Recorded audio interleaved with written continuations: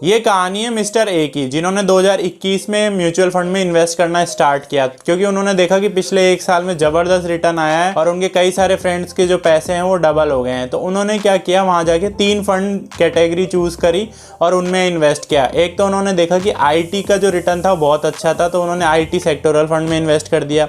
एक small cap उस time काफ़ी रन किए थे 1 साल के अंदर, तो उन्होंने उसमें इन्वेस्ट किया। तीसरा उन्होंने इन्वेस्टमेंट किया एक लार्ज कैप फंड में जिसका रिटर्न बहुत अच्छा दिखा रहे थे।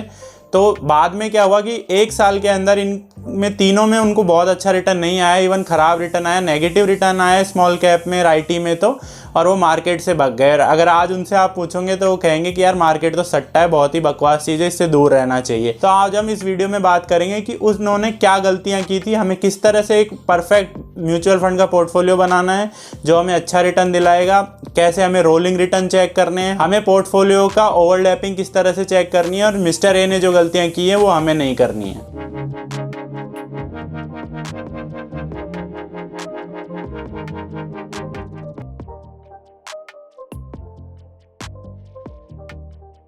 तो हमें एक अच्छा परफेक्ट म्यूचुअल फंड पोर्टफोलियो बनाने से सबसे पहले ये ध्यान रखना है, कोई भी गुड फंड या बेस्ट फंड नहीं होता है, होता है राइट फंड। यानी कि आपको ये ध्यान रखना है कि आपके जो इन्वेस्टमेंट गोल है और रिस्क टॉलरेंस है वो आपकी कैसी है। देखिए, इन्वेस्टमेंट गोल आपके डिफरेंट हो सकते हैं। हो सकता है आपका रिटायरमेंट का गोल हो, तो रिटायरमेंट का गोल जनरली 10, 15, 20 साल बाद होगा, अगर आप 40 की एज में भी स्टार्ट कर रहे हैं तो अगर 20 साल तक का आपका इन्वेस्टमेंट होराइजन होगा तो इसमें आप क्या है, स्मॉल कैप में भी इन्वेस्ट कर सकते हैं, आप लंबा जा सकते हैं, पूरा का पूरा इक्विटी में जा सकते हैं। पर वहीं अगर कोई शॉर्ट टर्म है, जैसे कि मान लीजिए कि आपको हाउस लेना है 5 साल बाद, तो आपको थोड़ा कम रिस्क लेना पड़ेगा, आपको बहुत ध्यान रखना पड़ेगा कि मार्केट बहुत ज़्यादा हाई ना हो। उसके अलावा अगर 3 साल में कोई रिटर्न है तो डेफिनेटली आप इक्विटी फंड से दूर रहें और आपको डेट फंड में जाना है, क्योंकि शॉर्ट टर्म होराइजन में आपका जो रिस्क है वो बहुत ज़्यादा बढ़ जाएगा। और अगर आपकी पूरी की पूरी पूंजी, पूरी के पूरा आपका जो अमाउंट है वो इसी में इन्वेस्टेड है और इक्विटी में ही पूरे के पूरे आप एक्सपोजर ले रखे हो, तो आपके लिए वो चीज़ सही नहीं होगी। उसके अलावा आपका जो रिस्क टॉलरेंस है वो अलग अलग हो सकता है। आप यंग है तो आपका रिस्क टॉलरेंस जनरली ज़्यादा होता है, हालांकि ऐसी कोई गारंटी नहीं है। मैं जो फिक्स 100-25 के रूल होते हैं, ये इसमें मैं ज़्यादा बिलीव नहीं करता हूँ, क्योंकि हो सकता है कि आप यंग हैं लेकिन अभी आपको हायर एजुकेशन के लिए जाना है, अभी आपको नया नया आपने होम लोन लिया है, तो अभी आपकी रेस्पॉन्सिबिलिटी ज़्यादा हो सकती है। बेसिक मानना है कि यंग के पास जो रेस्पॉन्सिबिलिटी होती है वो कम होती है और उसके पास टाइम ज़्यादा होता है, वो रिस्क ज़्यादा ले सकता है।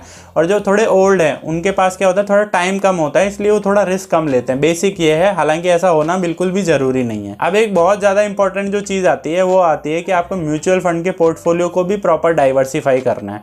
ऐसे में कई लोग क्या करते हैं कि बहुत ज़्यादा फंड ले लेते हैं, वो क्या करते हैं 10, 12, 15 फंड ले लेते हैं, या फिर 4, 5 ऐसे फंड ले लेते हैं जिनमें सेम स्टॉक्स होते हैं।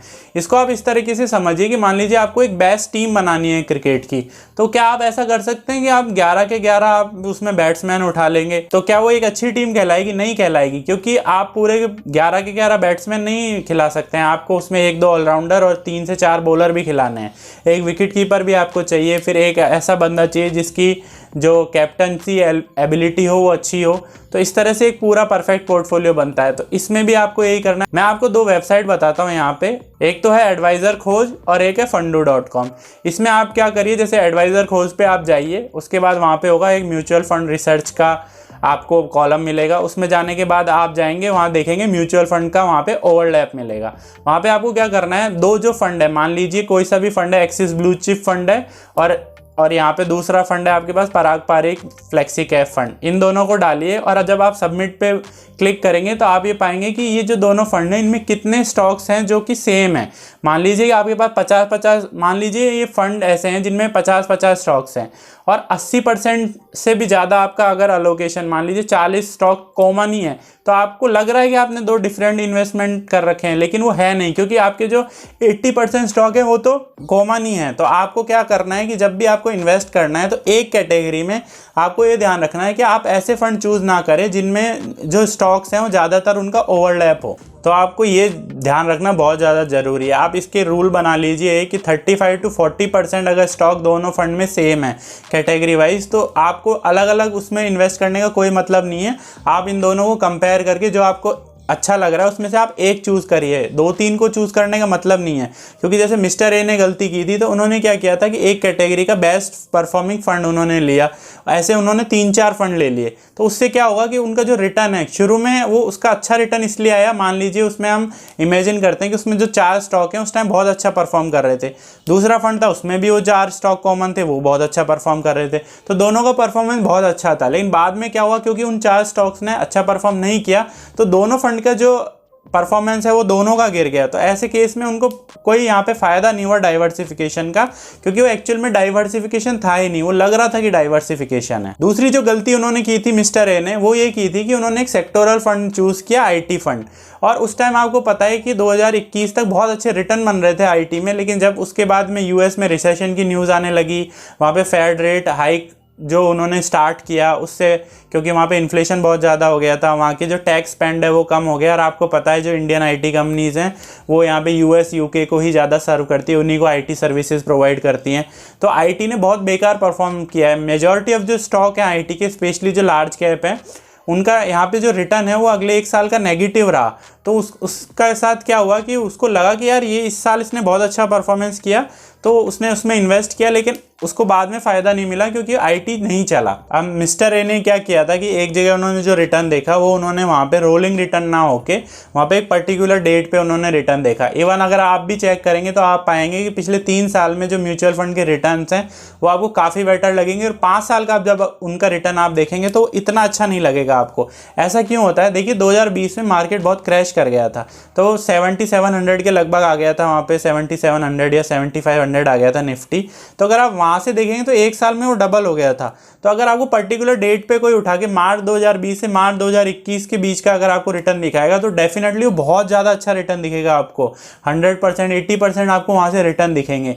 तो जब भी आपको म्यूचुअल फंड का आपको जब एनालिसिस करना है तो आपको देखना है कि रोलिंग रिटर्न उनके कैसे हैं। आपको देखना है कि उसने 2015 से 16 में कैसा रिटर्न दिया, 16 से 17 कैसा दिया, 18 से 19, 19 से 20, 20 से 21, 21 से 22, तब जाके आपको पता लगेगा। क्योंकि अगर आपको चाहूँ तो बहुत ईजिली मैनिपुलेट कर सकता हूँ।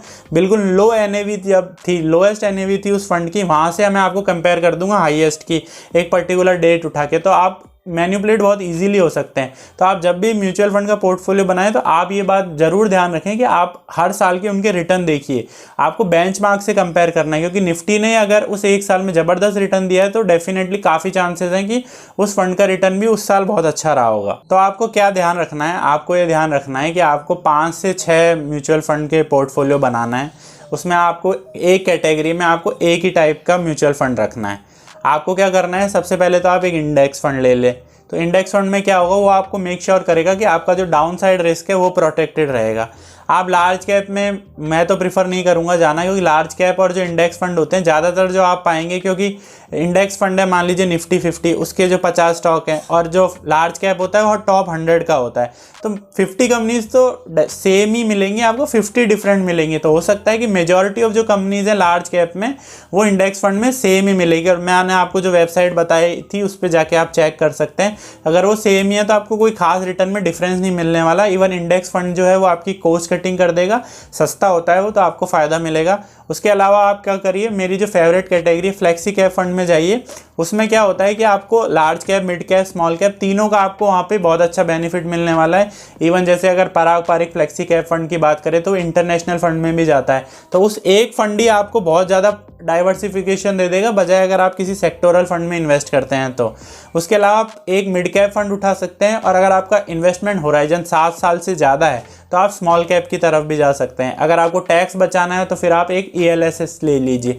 इस तरह से 5 से 6 फंड आपके लिए इनफ है, क्योंकि उसी में आपके 300-400 स्टॉक्स आ जाएंगे। और आपको पूरा मार्केट नहीं उठाना है कि आप इतने सारे फंड उठा लें, इतना सारा डाइवर्सिफिकेशन कर दें तो वैसे कोई रिटर्न नहीं बनने वाला। तो इस तरह से आपको म्यूचुअल फंड का पोर्टफोलियो बनाना है। जो मैंने आपको चीज़ें बताई, आपको रोलिंग रिटर्न चेक करना है, और आपको ये देखना है कि म्यूचुअल फंड का जो आपका पोर्टफोलियो, उनमें जो 2 फंड है उनके बीच में ओवरलैप कम से कम होना चाहिए, तभी आप उसको एक अच्छा ओवरलैप मान सकते हैं, एक अच्छा डाइवर्सिफिकेशन मान सकते हैं।